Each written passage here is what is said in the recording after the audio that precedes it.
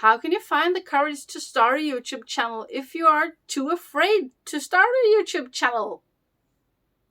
I have big ambitions with my creative work. I have a lot of things I want to do and I want to show people. But at the same time, I am pretty scared of being in the spotlight. I am not comfortable being in front of the camera, and I am not comfortable being in the spotlight on stage with a huge audience. So how does that work, really? I planned, I scripted, and I recorded and edited 2 or 3 videos 1 year ago. So I was ready to go. But then I just chickened out. I got too scared. And I decided, nah, YouTube isn't for me. Let everyone else do it. I don't think I want to do this.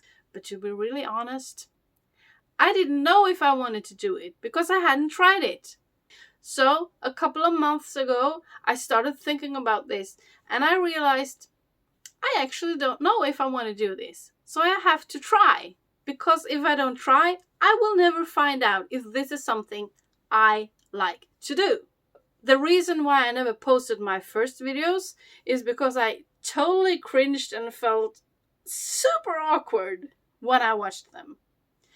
And to be honest, when I made my first videos that I have published, I felt really awkward as well, editing them. But as I have been working on more and more videos, editing more and more, I have been able to feel less and less uncomfortable watching myself.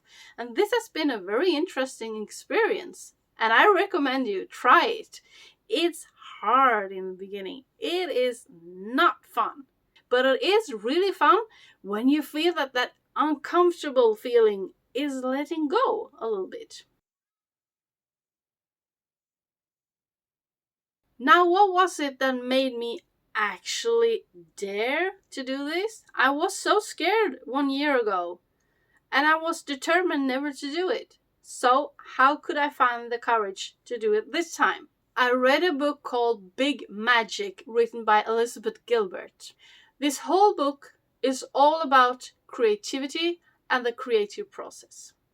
Now, I have read several books about creativity, and all authors have their own spin on this. Some of these books about creativity have a very pragmatic way of looking at creativity. This book felt optimistic, light, and a bit spiritual, and I liked it.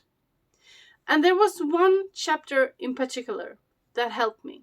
In this book, Elizabeth Gilbert talks about her own creative process, but she also has done some interviews with other creative people. There was one of these chapters when she interviewed another creator that really helped me in the process of actually finding the courage to do this. The message of this chapter was, no one cares.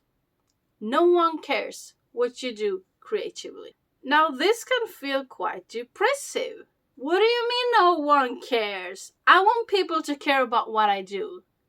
But the fact is that we care just a little bit, and then we care mostly about our own things. Everyone cares mostly about their own things and their own project. We all care a little bit about what everyone else does, but it's like this much. We can have an opinion. Oh, that was beautiful. Oh, no, I didn't like that. But then we keep on caring mostly about our own things, right? Even though at first hand it can feel depressive to think that no one cares, this is good.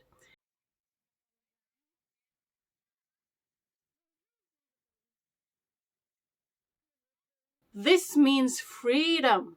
Freedom to do whatever you want. Freedom to do what you want to do regardless of what everyone else would think. Because no one else really cares. The only one that should care, and the only one that really are going to care, is you. What do you really want to do creatively that you haven't been courageous enough to do? I want you to write in the description something that you have been putting off because you have been too afraid and thinking that people are going to care too much or have this or this opinion. Write in the description and make a commitment to start the process of doing it anyway. Because we can do it even if it's scary. And the fact is, no one really cares.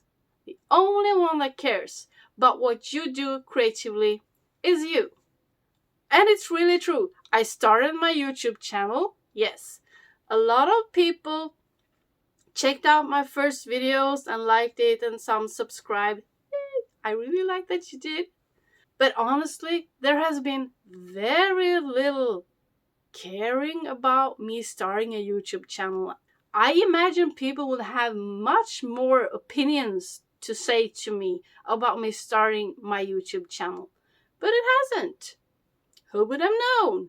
I just threw away 1 year because I thought something that wasn't right. So, don't throw away another year. Just start today. You can do it. And if you feel that you are stuck and you want to be creative but you just can't get started, then I really urge you to click on the link below and to download my free guide on how to get rid of those creative blocks. I hope you liked this video, and if you did, give it a thumbs up and subscribe. Thanks for watching. Bye bye!